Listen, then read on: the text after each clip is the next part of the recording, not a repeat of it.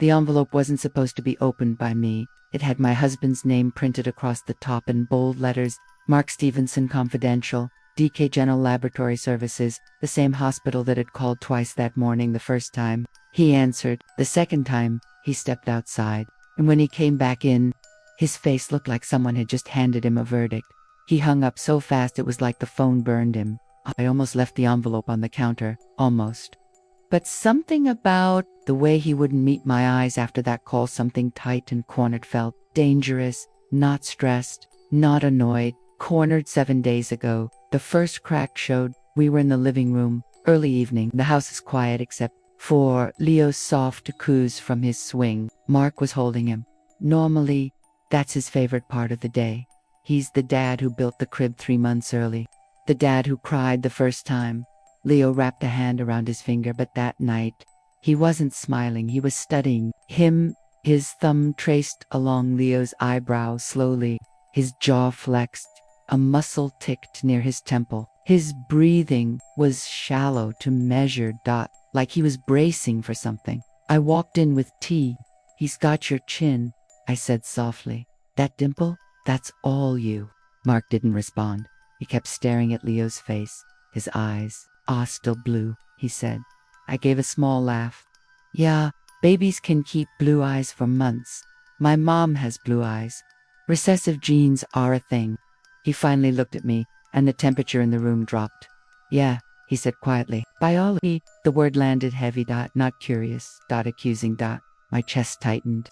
It felt like static under my skin. I suddenly became hyper-aware of everything: Leo's breathing, the ticking wall clock, the way Mark's fingers had gone rigid around our son's onesie. Both of us have brown eyes. So do both of his parents. No blue in his immediate family, but genetics isn't math.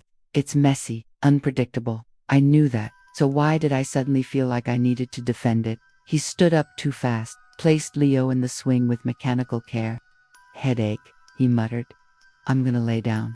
Numb kisses, no smile, just distance. I sat there holding my mug, heart thudding harder than it should have been.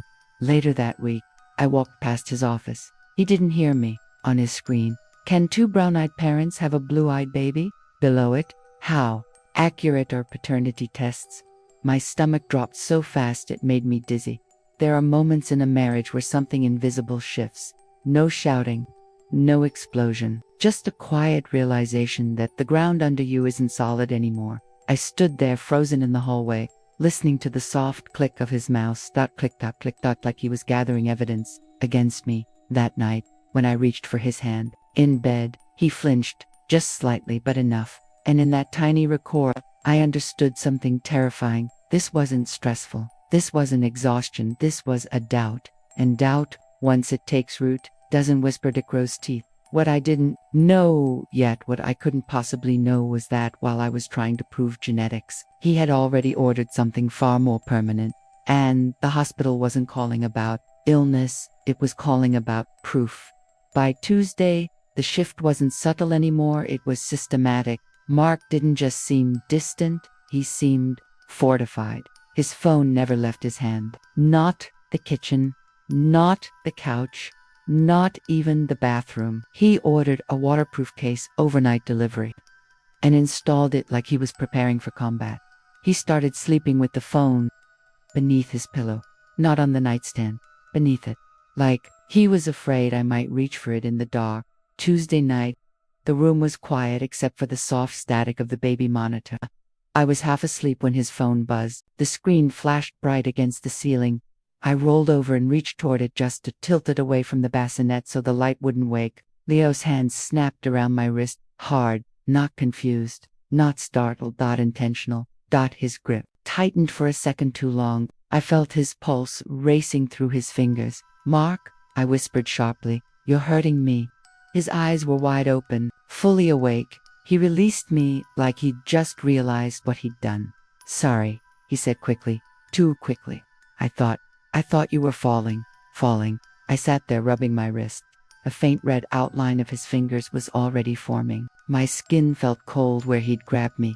But what stayed with me wasn't the mark. It was the fear. Not that he would hurt me, but he thought I was dangerous. He checked the notification immediately. His jaw tightened. Then he slid the phone back under his pillow and turned away. No explanation, no apology, just silence. And that silence started filling the room. The next morning I tested the air. "Can I use your phone?" I asked lightly while pouring coffee. "Mine's dead." He paused. Mid-sip, just a flicker. "But enough. I've got calls this morning," he said, not looking at me. "Work stuff." It was 7:12 a.m. He left early. Didn't kiss Leo goodbye. Afternoon, I noticed his passcode had changed. 4 years ago we used our anniversary. Now it was Face ID only, and he angled the screen away from me every time he typed. That's when my mind went where it didn't want to go. An affair, late night messages, someone from work. I let the thought sit there longer than I wanted to admit. It made ugly sense that they secrecy, the guarding, the tension, but cheating comes with guilt, with distraction, with excitement. Even this wasn't that. This was an investigation. Wednesday morning. The landline rang.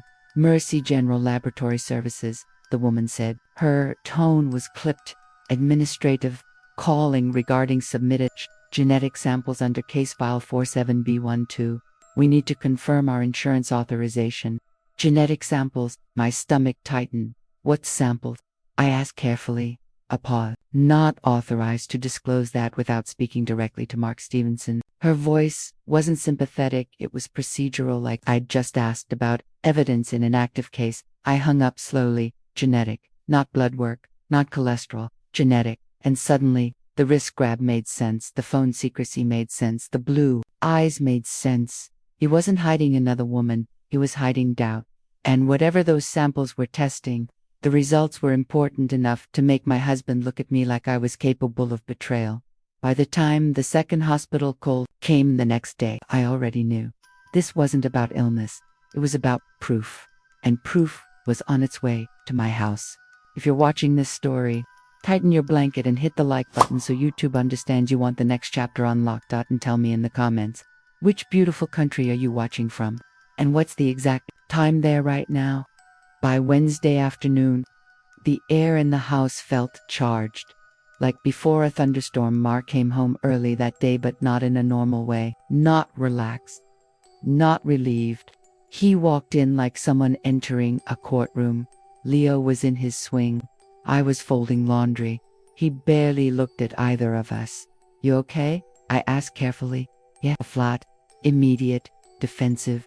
He washed his hands for a long time. Longer than necessary. Staring at nothing. Water running over skin. Like he was trying to scrub something off. Guilt, fear, or preparation. That night at dinner, he didn't eat. He pushed his food around like it offended him. Leah started fussing, reaching tiny hands toward him. Ma hesitated just for a second, then he stood up. "I've got a headache." Again, he went to the garage and stayed there. At 11:30 p.m., I peeked through the window. He was pacing, back and forth, phone in hand, not talking, just staring at the screen like he was waiting for a verdict. To update that, I went to bed alone. At 2:07 a.m., I heard him come in. He didn't get under the covers. He stood on his side of the bed for a full minute, watching us. Me. The baby. I kept my breathing steady, pretending to sleep. I felt his eyes on Leo, not soft, not loving, evaluating. The next morning, the landline rang again. Same number, Mercy General. My heart started pounding before I even picked it up. "This is Lab Services," the same woman said, still brisk, still detached. "We've attempted to reach Mr. Stevenson regarding expedited genetic results under case 47 bytes. They'll say the courier confirmed delivery for this morning. Expedited. Courier. Genetic results. This wasn't routine. This wasn't insurance paperwork. This was time sensitive." "What kind of genetic results?" I pressed. Silence. Double quotes, "Ma'am. I'm not authorized to discuss details without the patient present. Patient. Not a policy holder. Not an applicant. Patient. And then she added, almost as an afterthought, "The testing was marked urgent." Urgent. I hung up slowly, my pulse thudding in my ears. Mark had told me it was routine blood work for a life insurance upgrade. Life insurance doesn't involve genetic urgency. Life insurance doesn't require courier delivery. I looked at Leo. He blinked up at me with those same bright blue eyes, the ones Mark couldn't stop staring at, Suddenly the pieces aligned in a way that made my stomach twist. Genetic samples, urgent results, his research history, his distance from Leo, the way he flinched when I touched his phone. He wasn't sick, he wasn't cheating, he was testing. Testing what? I already knew. But I didn't want to say it out loud even in my own head. Because once you name it, it becomes real. I checked the mailbox.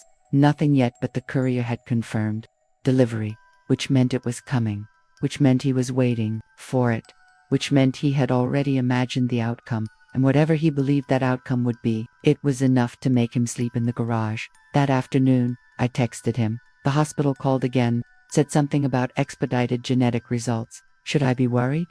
3 dots appeared, disappeared, appeared again. Finally, don't open anything that comes to me. Not don't worry. Not I'll explain. Just an instruction. Don't open anything. That's when the fear changed shape, because if he was testing paternity, that meant he believed I had betrayed him. And if the results confirmed that belief, what was he planning to do with it? I stared at my phone, rereading the message. Don't open anything. As if he already knew the envelope was on its way. As if he was bracing for impact, and I realized something chilling. He wasn't afraid of what the test might say. He was afraid of me seeing it first. Saturday morning felt wrong before I even opened my eyes. The house was too quiet. Mark was already gone. No coffee brewing. No shower running. No soft footsteps. Just a text on my phone sent at 6:12 a.m. Had to run into the office. Back late on a Saturday. Mark doesn't work weekends. Not unless something's on fire. I stared at the empty side of the bed. The sheets were cold. He hadn't just left early. He'd left carefully. Leo bobbled from his bassinet, completely unaware that his father was unraveling. By 9:40 a.m., the landline rang again. Mercy Janor let it ring twice before answering. This is Lab Services, the same woman said, her voice as precise as ever. We're confirming that the expedited genetic results under Case 47B12 were delivered by courier at 8:17 a.m. Signature not required. My throat tightened. Delivered where? To the residential address on file. That's when I heard it, the faint echo in her tone. This wasn't a courtesy call, it was documentation. Double quotes, yes, she continued. The physical results were marked priority. Mr. Stevenson should review them immediately. Immediately. Not at his convenience. Immediately. I'll let him know, I said. Though my hands were already shaking, I hung up and walked to the front door slowly. The mailbox sat there like it was holding something alive. I opened it. There it was. A rigid, white envelope. Thicker than standard mail. Slightly bent from being forced into the box. Mercy. General Laboratory Services. Mark Stevenson. Confidential genetic analysis. Enclosed. The paper stock was heavy. Official. The kind you don't send unless it matters. My pulse started hammering in my ears. I brought it inside. Set it on the kitchen counter and stared at it. This was the thing he'd been guarding his phone over. The thing he'd researched at midnight. The thing that made him look at our son like a stranger. I checked the timestamp on his text again. Don't open anything that comes to me. He knew it would arrive today. He left before it. Did because he didn't want to face it. Or because he didn't want to face me if I saw it. I picked up the envelope. It was heavier than it should have been, like the weight wasn't paper but consequence. For 10 full minutes, I stood there arguing with myself. It's illegal, it's his mail, it's not your right. But neither is accusing me in silence. Neither is testing our child without telling me. Neither is treating me like a suspect in my own house. My fingers felt numb. If this was about his health, I needed to know. If this was about paternity, I swallowed. I already knew it was. My hand drifted to the drawer. I pulled out the letter opener. The metal felt cold and steady against my palm. I ran my thumb over the sealed edge. Once I cut this open, there's no going back, no pretending, no more guessing, just the truth. Outside, a car door slammed. I froze, not his, just a neighbor. My heart was beating so loud, I could barely hear anything else. He told me not to open it, and the second the envelope split open, I knew whatever was inside wasn't going to save my marriage. It was going to define it. I know what it says. Mark's voice wasn't defensive, it was hollow. You didn't read the part that matters. My hands were shaking. It says 0%. It feels like the part that matters. Leo shifted in his swing behind me. The soft mechanical creak sounded too calm for what was happening. Mark exhaled slowly. Read the additional findings. Again, I didn't want to, but I did. Rare chimeric variation detected in tested male sample. Further clinical correlation recommended. What is that? I demanded. Because right now it sounds like a technical way to say you're not his father. It means, he said carefully, that the DNA from my cheek swab may not match the DNA in the cells that made Leo. I stared at him. That's not possible. In most people. No, he said. But in rare cases, tetragametic chimerism, one person can carry 2 genetic codes. If a twin is absorbed early in pregnancy, the surviving baby can develop with 2 distinct cell lines. The room felt smaller. My mom was pregnant with twins, he continued. She lost 1 heartbeat early. Doctors told her it was nothing. I remembered that story vaguely. Something his mom once mentioned at Thanksgiving. In some chimerism cases, he said, voice steadier now, the DNA in saliva can differ from the DNA in reproductive cells. Legal paternity tests usually use cheek swabs. If the swab picks up the wrong cell line, it can show exclusion even if the man is biologically the father. My brain struggled to process it. So you're saying you could still be his father? Yes, but the test says you're excluded based on the sample they took, not necessarily the DNA that created him. The word echoed again in my head. I felt anger rise hot, sharp. You thought I cheated, I said. My voice cracked this time. You ordered a legal test. A court-admissible test. You were preparing for something. He didn't deny it. I scheduled a follow-up blood test, he said finally. Full panel, not saliva. If I'm chimeric, deeper sequencing can show it. They can compare the correct markers. And if it doesn't, I asked. His jaw tightened. Then I file for divorce, he said quietly. And I fight for custody, clarity. Because if he's not mine, legally or biologically, I need to know where I stand. There it was, not abstract, not emotional, legal, permanent. My chest felt like it was being crushed from the inside. So either I'm a liar, I said, or your entire genetic identity isn't what you thought it was. Yes, neither option felt survivable.